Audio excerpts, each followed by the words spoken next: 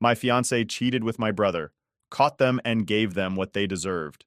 All right, so here's how it all went down. It was just a regular Thursday. I remember that clearly. I had just finished a long day at work, and all I could think about was getting home, chilling out, and maybe watching some TV. You know, normal stuff. But man, I had no clue what I was about to walk into. If I had known, I probably would have stayed late at work or something, or maybe gone anywhere else, because nothing could have prepared me for what I saw when I opened that door. So I get home, right? And the first thing I notice is that it's super quiet, which is odd because Claire's car was in the driveway. Usually she's playing some music or has the TV on in the background while she's cooking or something, so right away it felt weird. My gut was telling me something was off, but I was tired and just wanted to relax, so I ignored it. Big mistake. I open the door, throw my keys on the counter, and as I walk into the living room, I freeze. I legit stop dead in my tracks. There, right on the couch where Claire and I used to sit together every evening, is my brother Marcus and Claire, and they're not just sitting there. They're making out, full on, like I didn't even exist. My heart just dropped into my stomach. You ever get that feeling where your brain can't even process what it's seeing? Like it takes a second for reality to hit because you're just standing there trying to figure out if maybe you're imagining it? Yeah, that was me in that moment. I must have stood there for what felt like hours, but was probably just a few seconds, trying to make sense of the absolute nightmare I had just walked into. But then the rage hit.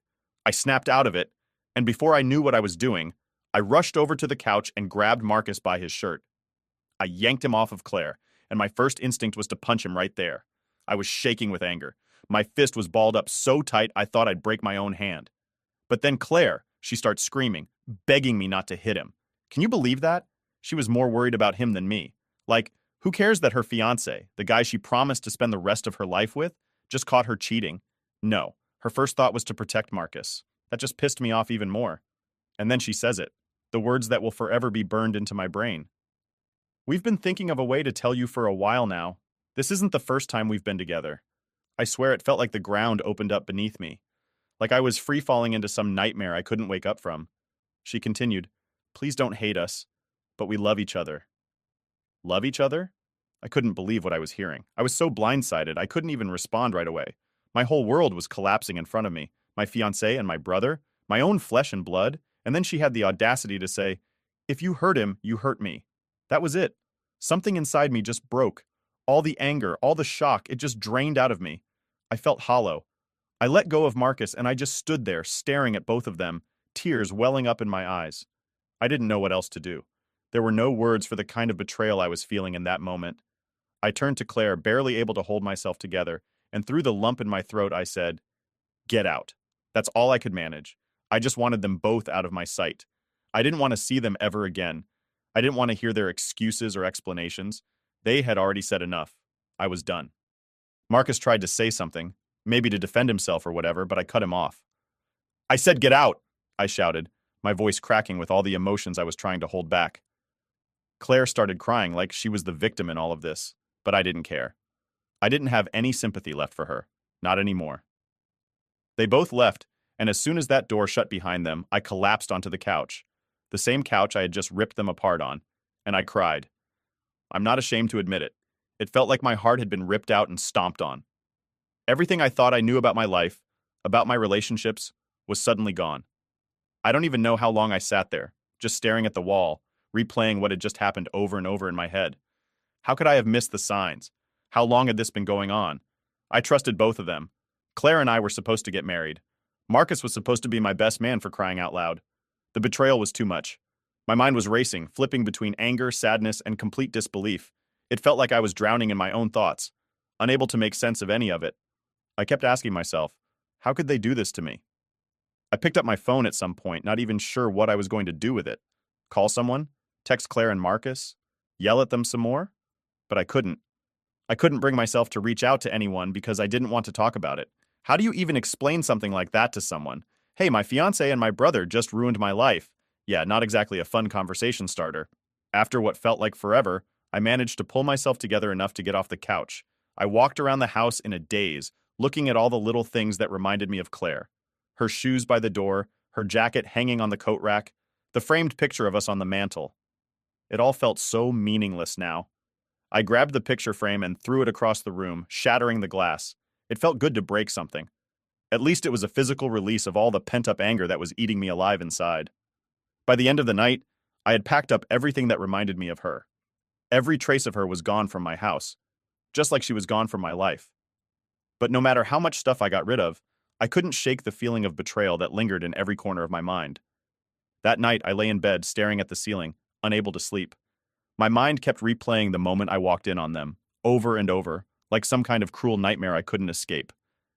I kept wondering how long it had been going on, why neither of them had the decency to come clean sooner. But most of all, I kept asking myself one question: how the hell am I supposed to move on from this? And honestly, I didn't have an answer. All I knew was that my life as I knew it was over, and I had no idea where to go from here. All right, so after that whole mess of catching Claire and Marcus together, I thought things couldn't get any worse. Turns out, I was completely wrong. You'd think after breaking off the engagement, they would have at least the tiniest bit of shame, right? Nah, they went in the opposite direction. It's like they went full throttle with the relationship, like they didn't even care what they had done or how it affected me. It was honestly mind-blowing. A few weeks after kicking them out, I started hearing through the grapevine that they were dating publicly now. I couldn't believe it. Marcus and Claire, the same people who destroyed my life, were just out there acting like everything was totally fine. What made it worse is how they were all over social media, rubbing it in everyone's face. One day, my cousin texted me a screenshot of one of their posts. Marcus and Claire smiling together at some fancy beach resort, looking all happy and loved up. I felt like I was going to puke. The caption on the post? My better half. Can you imagine that? Better half. The level of disrespect was unreal. I stared at that picture for way too long, just letting the anger build up. It wasn't like I was still in love with Claire. I was done with her the moment I caught them. But seeing them flaunting it like this, like they hadn't just blown up my entire world, it hit different. To make it worse, the comments were all congratulating them. You two look so perfect together. OMG couple goals. Like, are you serious? These people had no idea what had really gone down. It felt like everyone was supporting their little love fest while I was left in the dust. I blocked Claire immediately, thinking that would help. But of course, I forgot to block Marcus.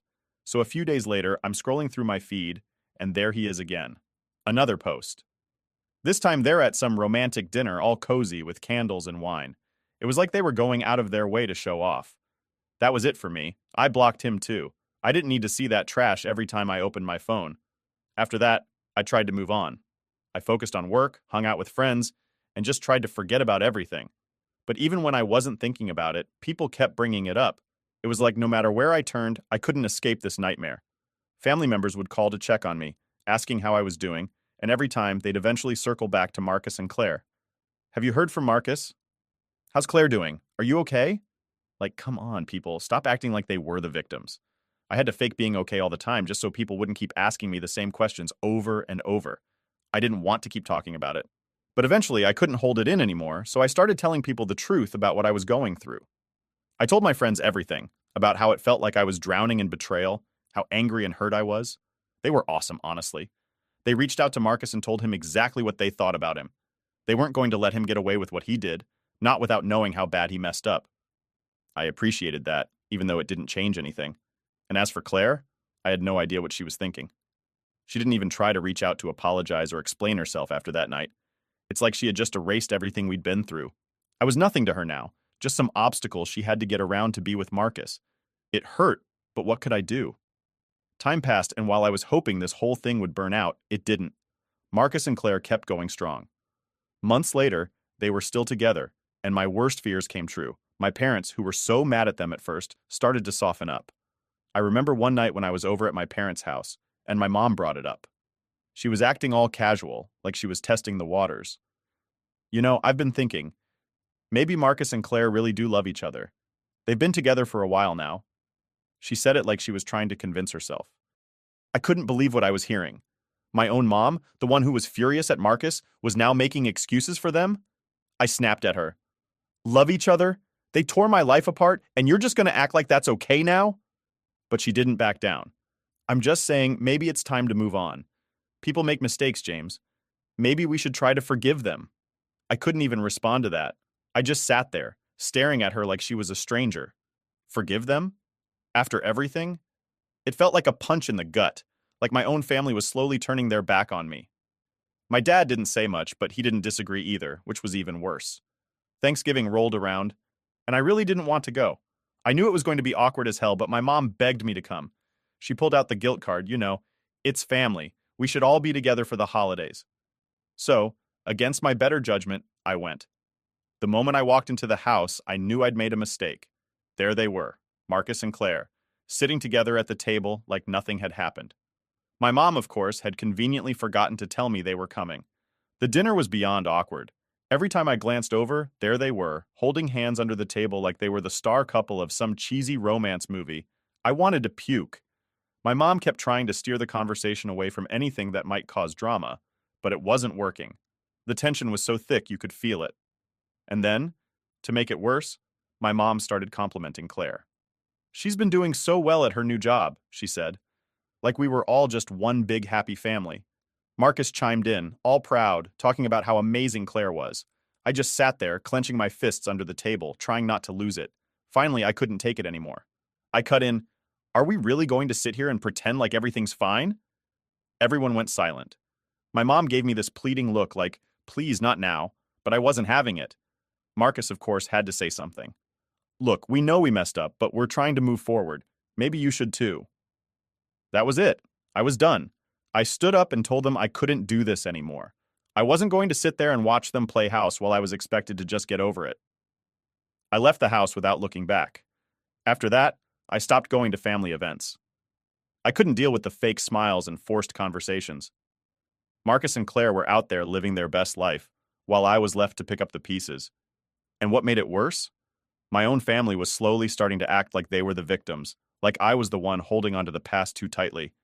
It was like a bad dream that I couldn't wake up from, and no matter what I did, it felt like I was the one being left behind. Update 1. Alright, so if you thought things couldn't get more ridiculous after Thanksgiving, trust me, it only got worse. After that awkward dinner, I basically cut off any real contact with Marcus and Claire.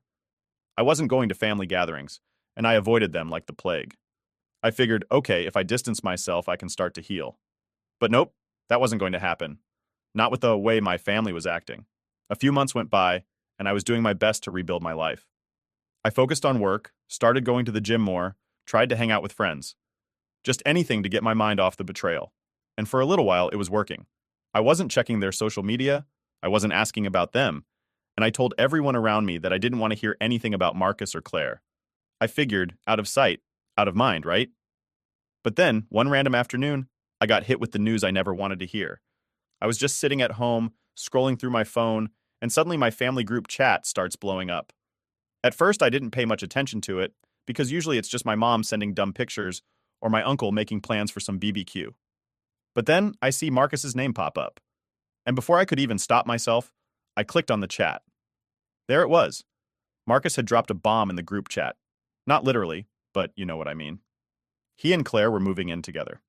Not only that, but they were excited to start this new chapter of their lives.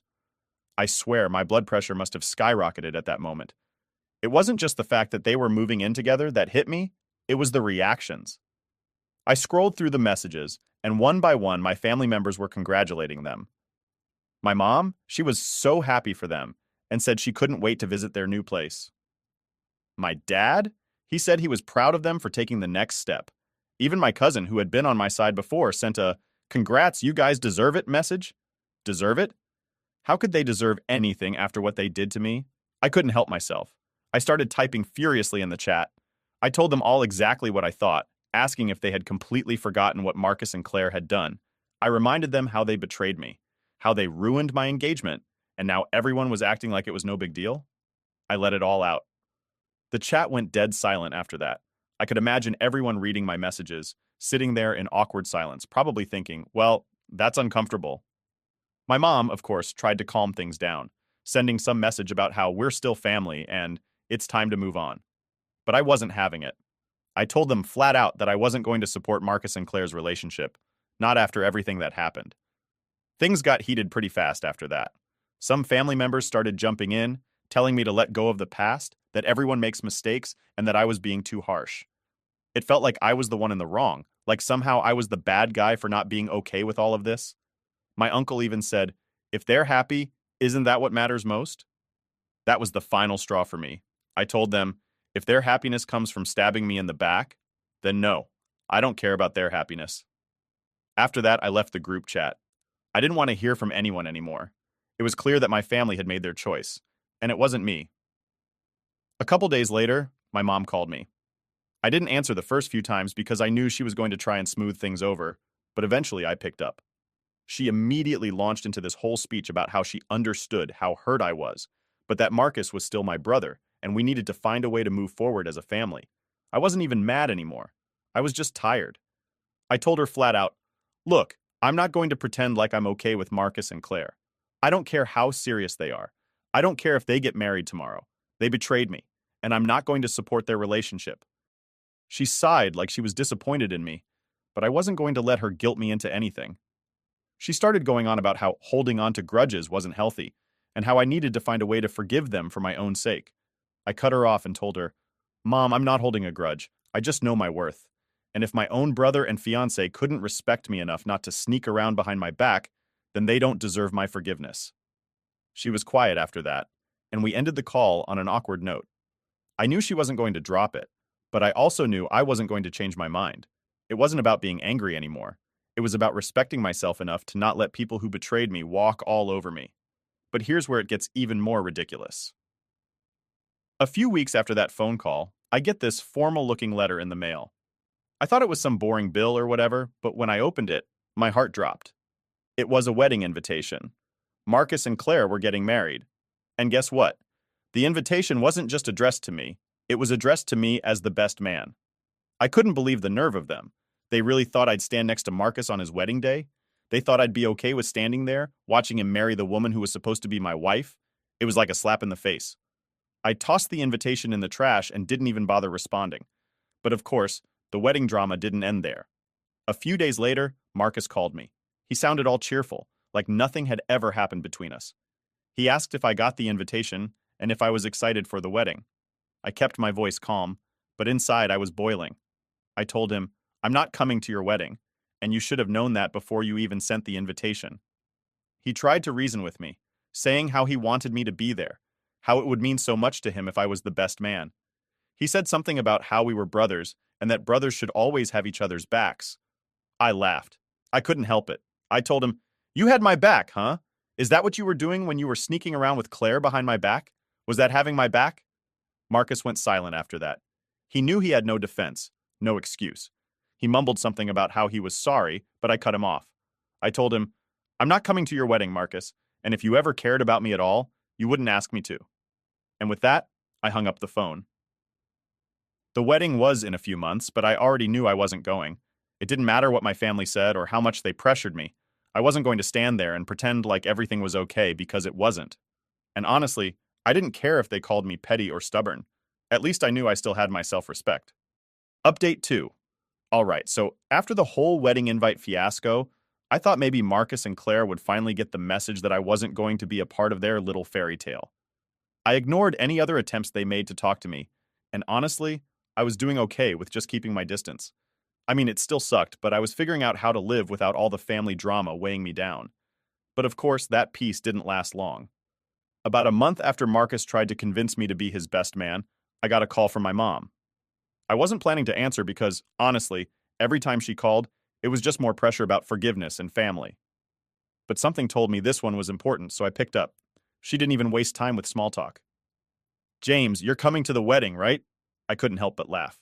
It was like she didn't even hear me the last 100 times I said no. "Mom, I've told you already, I'm not going to the wedding. I don't know why you're still asking." She sighed like I was the one being unreasonable. "James, it's important. You need to be there. It's family. It's your brother's wedding." I could feel my patience slipping. "You know what else is important, Mom? Respect, loyalty, not betraying your own brother." There was silence on the other end for a second, and then she hit me with the guilt trip. "We just want everyone to be together. Marcus feels bad. Claire does too. They've tried to reach out. Can't you just come? For us?" I was so tired of hearing that same line. They hadn't reached out in any meaningful way. All they did was send me an invitation like that would magically erase everything they did. "No, I can't just come for you. You know exactly why I'm not going. If you guys want to support Marcus and Claire, fine, that's your choice. But don't expect me to just act like everything's okay." She started crying, which, I won't lie, made me feel like crap for a second. My mom's not a bad person, she just doesn't get it. I just don't understand why you can't forgive them. It's been months. They love each other. It wasn't right, but they didn't mean to hurt you. I had to bite my tongue to stop from yelling. They did hurt me, though. They knew exactly what they were doing. And if they really loved each other so much, why didn't they just break it off with me first? Why sneak around behind my back? She didn't have an answer for that.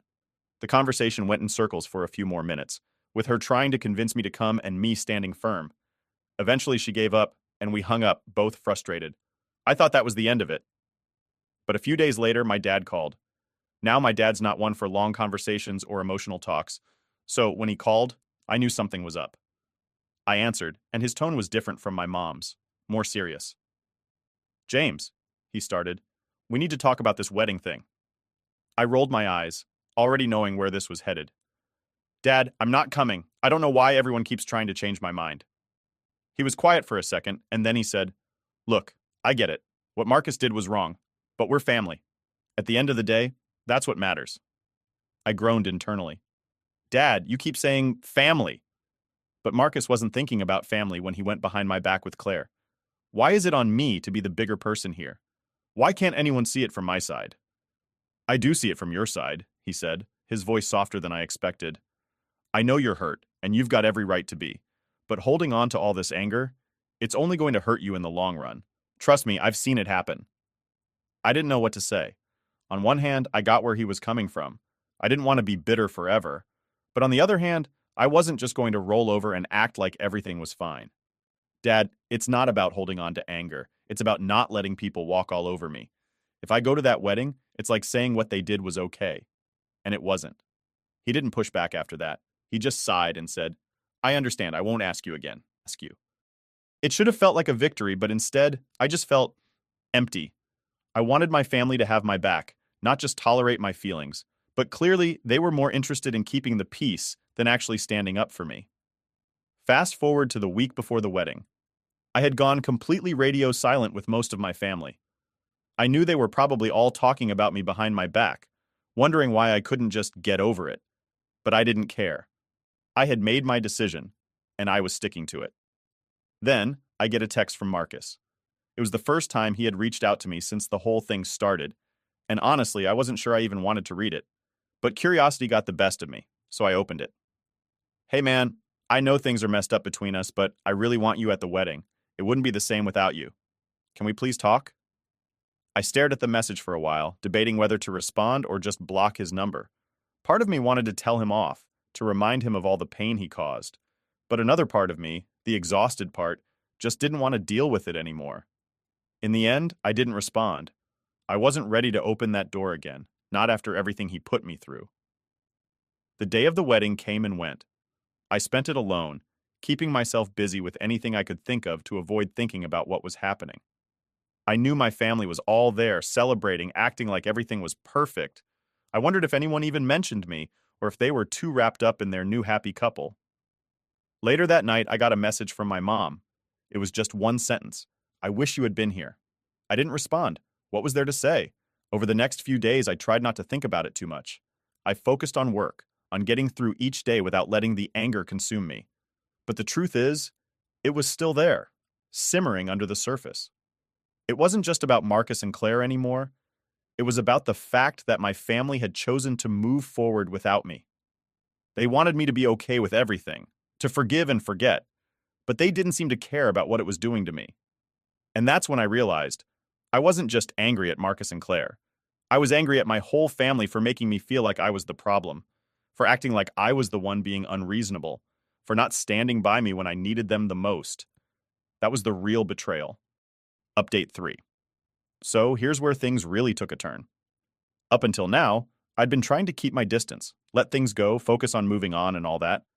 But after everything my ex-fiancée Claire and my brother Marcus put me through, there was a part of me that just couldn't let it slide. I'm not saying it was the healthiest thing to do, but after being stabbed in the back, I felt like I deserved a little payback. And honestly, it wasn't even that hard to pull off. I should probably back up a bit. So, Claire worked at a company where I had some connections. I never really thought about it much while we were together because why would I? But after everything went down, I started thinking about how much she had hurt me. The more I thought about it, the more I realized I wasn't going to let her just skate by and live her happy little life while I was left picking up the pieces of mine. Marcus too. Both of them needed to face some consequences, and it wasn't like karma was doing its job anytime soon. Claire's job was something she loved to brag about. She was always talking about her important projects and how much the company relied on her. I never cared much before, but after all this, I remembered some of the things she had told me. Things about her boss, her coworkers, even some shady stuff that she and her team had done to cut corners on projects. At the time, I didn't think much of it, but now I had something to work with. Through my connections, I managed to get some of this info into the right hands. I didn't go into it thinking it would actually work. I figured maybe she'd get a slap on the wrist or something, but turns out her company took this stuff very seriously. A few weeks later, I heard through the grapevine that Claire had been let go. Apparently, the company was cleaning house, and she was one of the people they decided they didn't need anymore. When I found out, I couldn't help but smile. I mean, she deserved it, right? All that bragging about her perfect job, and now she had nothing. But what really got me was that she didn't even see it coming. She posted some nonsense on social media about taking a break to focus on herself, or whatever. But I knew the truth. And as for Marcus, well, I wasn't going to let him off the hook either. Marcus had a pretty cushy job at a place that, coincidentally, also had ties to some of the people I knew. I never thought I'd use my connections like this, but after what he did, it felt like justice. I found out through a mutual friend that Marcus had been slacking at work, missing deadlines, and just being generally lazy. He was always good at talking his way out of things, but this time I made sure his boss got the full picture. I dropped a few hints in the right ears, just enough to get people paying attention to Marcus's behavior. And it worked. They started keeping a closer eye on him, and it didn't take long for him to mess up big time. A project he was working on fell apart because of his negligence, and boom, he was out. Fired. When I found out, I felt this strange mix of satisfaction and disbelief. It wasn't like I had planned this all out in some genius mastermind way, but it all came together better than I could have imagined. And the best part? They didn't know it was me. To them, it probably looked like life was just kicking them when they were down. But I knew the truth. I had made sure they felt just a fraction of the pain they put me through. But I didn't stop there. See, after they both lost their jobs, they were still living in the apartment that Claire and I had originally planned to move into together. I had put down a lot of the money for that place, and when things fell apart, I let it go because, honestly, I didn't want to deal with it. But now it felt like the perfect way to finish things off. Turns out, Claire and Marcus were barely scraping by after losing their jobs. They were behind on rent, and the landlord was getting impatient. So I called in a favor from someone I knew at the property management company. Nothing shady, just a little nudge to make sure the landlord knew exactly who was responsible for the lease and that they were way behind on payments. A few weeks later, they were evicted. Homeless. I know, it sounds harsh, but after everything, I didn't feel bad. Not even a little. They had each other, didn't they? They could figure it out together. That's what they wanted, after all, each other. And now they had nothing else. No job, no home, no support from the family that they had so easily betrayed. And speaking of family, when they found out what happened, let's just say there wasn't a lot of sympathy to go around. My parents tried to act all concerned at first, but even they couldn't ignore how much Marcus and Claire had screwed things up. My mom, who had been all about forgiving and moving forward, couldn't keep pretending like everything was okay when they were calling her, asking for money and a place to stay. She called me one day, trying to get my take on the whole situation. "James, did you hear what happened to Marcus and Claire? They're really struggling." I played dumb. "Oh, really? What happened?" "They lost their jobs, and now they're being evicted. They asked if they could stay with us for a while." I almost laughed.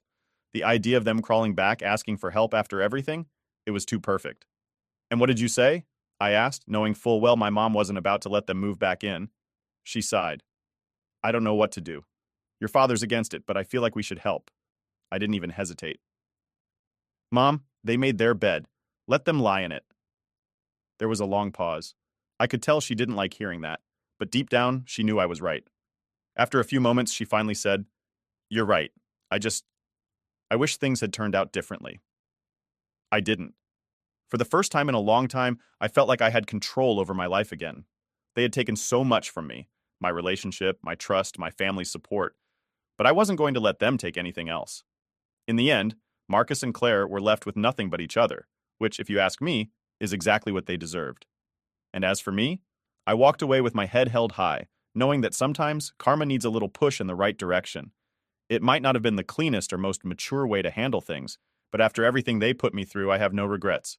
They got what was coming to them, and now I can finally move on.